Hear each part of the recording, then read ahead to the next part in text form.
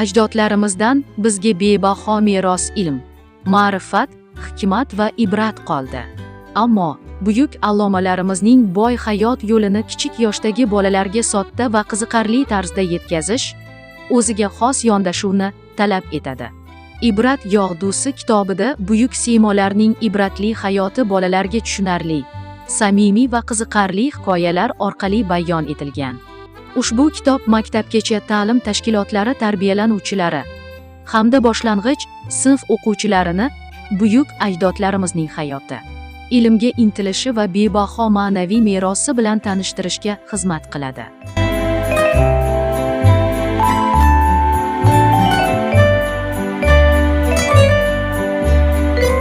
Zero ajdodlarimiz hayotidan olingan har bir ibrat kelajak avlod tarbiyasi uchun bebaho saboqdir. Farzandlaringizga buyuk ajdodlarimizning ibratli hayotini taniting.